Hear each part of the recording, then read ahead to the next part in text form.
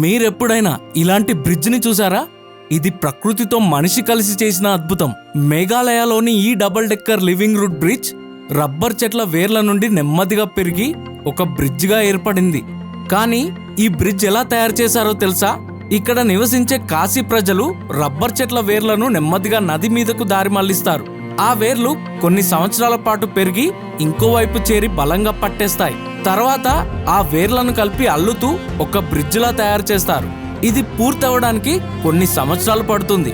విచిత్రం ఏంటంటే ఇప్పటికీ ఈ చెట్ల వేర్లు బ్రతికే ఉన్నాయి. కాలం గడిచే కొద్దీ ఇంకా బలంగా మారిపోతాయి. అందుకే దీన్ని లివింగ్ రూట్ బ్రిడ్జ్ అంటారు. ఇలాంటి బ్రిడ్జెస్ ఈ దట్టమైన అడవుల మధ్యలో పారే రివర్స్ ని క్రాస్ చేయడం కోసం నిర్మించుకుంటారు. ఈ ఫుల్ వీడియో మీరు నా జగదీష్ జానీ ఫిల్మ్స్ యూట్యూబ్ ఛానల్లో చూడొచ్చు. లింక్ నా బయోలో ప్రొవైడ్ చేశాను, అస్సలు మిస్ అవ్వకండి.